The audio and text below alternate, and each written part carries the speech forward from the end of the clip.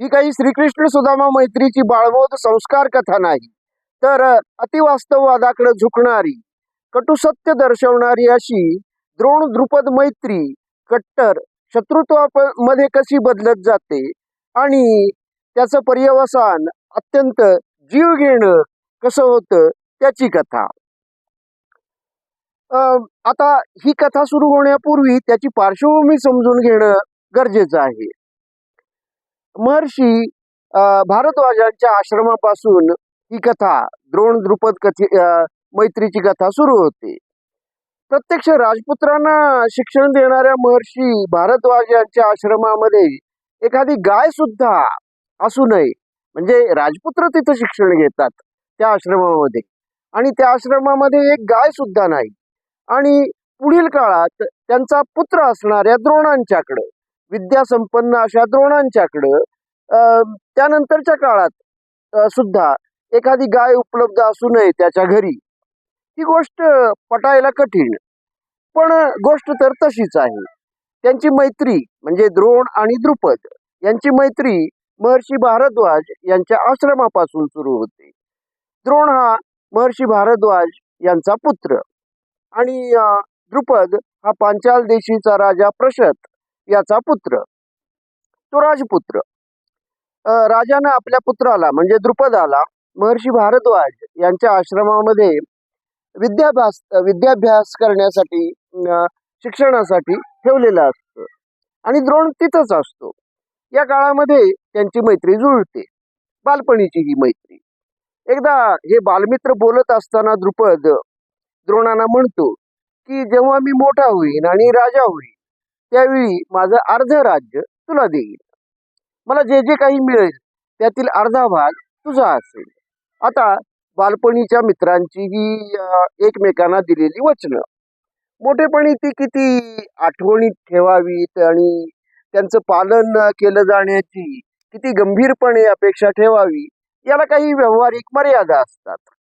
अशी वचनं सहसा पाळली जात नाहीत ती, आणि कुणी त्याकडं फारसं गंभीरपणे बघतही नाही. विद्याभ्यास पूर्ण होतो. द्रुपद आपल्या राजवाड्यात परत जातो आणि नंतर पुन्हा त्याचा राज्याभिषेक होतो. तो राजा बनतो, पांचाल देशीचा तो राजा बनतो. द्रोण त्यांना भौतिक साधन संपत्ती मिळवण्याकडे त्यांचा फारसा ओढा नसतो आणि ते दरिद्रीच राहतात. पण ते गृहस्थाश्रमी बनतात. त्यांचा विवाह होतो आणि त्यांना एक मुलगा सुद्धा होतो. त्याचं नाव अश्वत्थामा. हा अश्वत्थामा आता मोठा झाल्यानंतर, म्हणजे खेळण्या बागडण्याच्या वयामध्ये, तो एकदा आपल्या मित्रांच्या मध्ये खेळत असताना त्याचे मित्र, त्याचे जोडीदार म्हणतात की आम्ही दूध पिऊन येतो, म्हणून असं सांगून ते आपापल्या घरी जातात. आणखी आपल्या घरी जाऊन ते दूध पिऊन परत येतात आणि आपण दूध पिऊन आलो असं एकमेकांना सांगू लागतात. तेव्हा अश्वत्थामा सुद्धा आपल्या झोपडीमध्ये जातो आणि आईला म्हणतो की मला सुद्धा दूध प्यायचं आहे, दूध दे. आता त्यांच्या घरी दूध नसतं, त्यांच्याकडे गायच नसते. पण असं काही त्याची आई, अश्वत्थाम्याची आई त्याला घरी दूध नाही असं सांगत नाही, तर ती त्याला पाण्यामध्ये पीठ कालवते आणि ते पांढरे पाणी त्याला प्यायला देते. अश्वत्थामा कधी जन्मामध्ये दूधच आजपर्यंत प्यायलेलं नाही, त्यामुळं त्याला वाटतं की आपण दूधच प्यायलो आहे. आणि असं समजून तो आपल्या मित्रांच्या मध्ये परत येतो आणि की त्यांना म्हणतो की मी सुद्धा दूध पिऊन आलो आहे. आता असं अश्वत्थाम्यानं सांगितल्यानंतर त्याचे मित्र त्याला हसतात. त्यांना माहित असतं की अश्वत्थाम्याचे आई वडील गरीब आहेत, त्यांच्याकडे गाय नाही आणि त्यामुळं अश्वत्थामा काही दूध पिऊन आलेला नाही. ते त्याला हसतात. आता ही घटना द्रोणांना समजते. द्रोणांना समजल्यानंतर त्यांना क्रोधही येतो, आणखी दुःखही होतं. आपल्या मुलाला आपण दूध सुद्धा देऊ शकत नाही या गोष्टीचा त्यांना खेद वाटतो. आता खरं तर ही गोष्ट पटत नाही, कारण विपुल गोधन उपलब्ध असण्याच्या त्या काळामध्ये द्रोणांच्याकडे एक गाय नाही ही गोष्ट थोडी पटायला अडचणीची, कठीण वाटणारी, पण कथा त्या प्रकारे सांगण्यात आलेली आहे म्हणून आपण ती स्वीकारू. यावेळी द्रोणांना आपल्या संपन्न राजा झालेल्या मित्राची आठवण येते, द्रुपदाची आठवण येते. द्रुपदानं आपणाला अर्ध राज्य देण्याचं वचन दिलेलं होतं, या गोष्टीची त्यांना आठवण येते. तर ते असा विचार करतात की आपण आपल्या मित्राला भेटायला जावं आणि त्याच्याकडून अर्ध राज्य काही नको, अर्ध राज्य मागण्याची त्यांची अभिलाषा असेल, त्याचं त्यांची इच्छा असेल असं वाटत नाही, पण एखादी गाय आपण त्याच्याकडून मागून आणावी म्हणून ते द्रुपदाच्या दरबारामध्ये जातात. आणि द्रुपदाच्या दरबारामध्ये गेल्यानंतर ते दरबारात प्रवेश करत असताना आपली ओळख सांगतात. आपली ओळख सांगत असताना ते म्हणतात की मी राजाचा मित्र आहे. राजाचा मित्र अशी आपली ओळख सांगितल्यानंतर द्रुपदाला कदाचित अहंकारी, गर्विष्ठ राजा असलेल्या द्रुपदाला कदाचित या गोष्टीचा राग आला असावा आणि तो म्हणतो की एक दरिद्री ब्राह्मण फार तर याचक असू शकतो, तो राजाचा मित्र कसा असू शकेल. कदाचित द्रुपदाला आपल्या लहानपणीच्या वचनाची आठवण आली असावी. आपला मित्र आता आपलं अर्ध राज्य मागतो की काय अशी त्याला भीती सुद्धा वाटली असेल.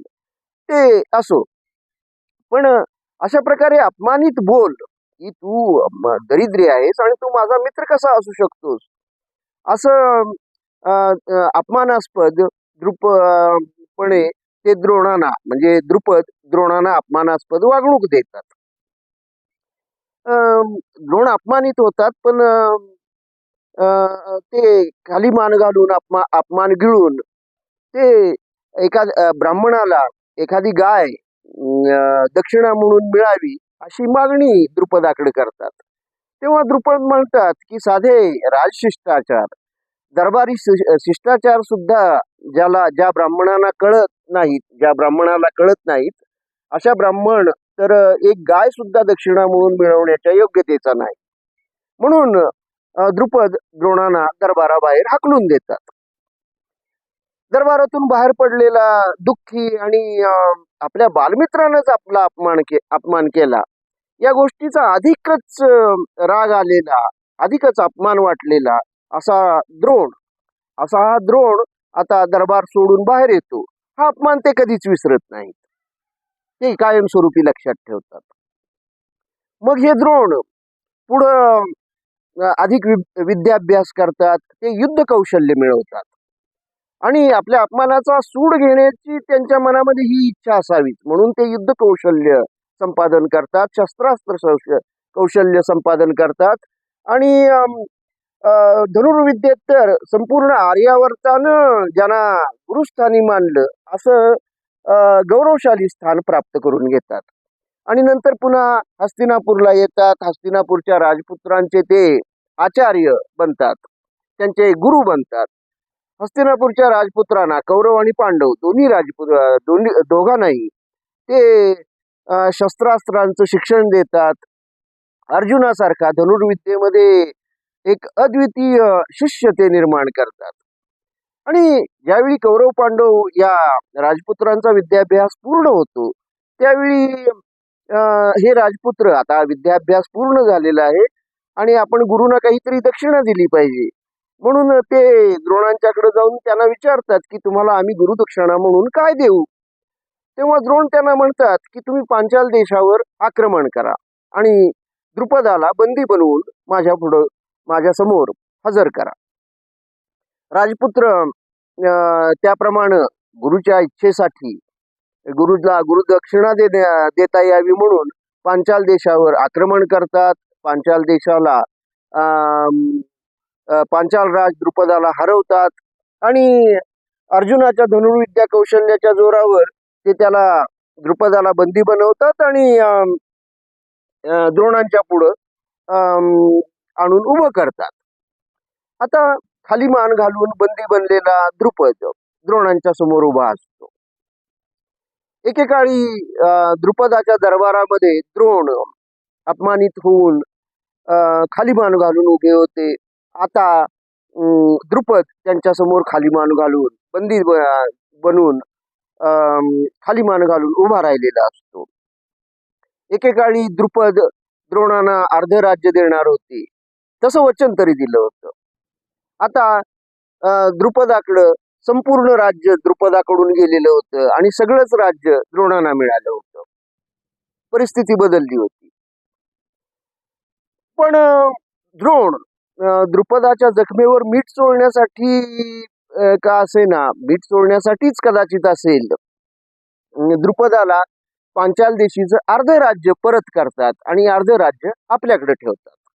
आणि द्रुपद अपमानित झालेला द्रुपद परत पांचाल देशी जातो. अर्ध्या राज्याचा तो आता अधिपती झालेला असतो.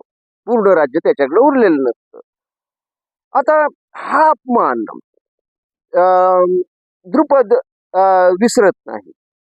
द्रोणांचा अपमान द्रुपदानं केला, द्रुपदाचा अपमान द्रोणानं केला. खरं तर इथं एकमेकांचा अपमान करण्याची मालिका आता थांबायला पाहिजे होती, पण तशी ती थांबत नाही.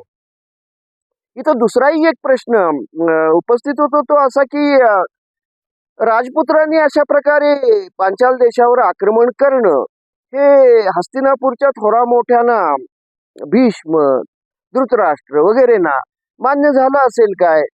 म्हणजे केवळ गुरुदक्षिणा द्यावी म्हणून शेजारच्या राज्यावर आक्रमण करायचं राजपुत्रांनी, ही युद्धनीती आहे का?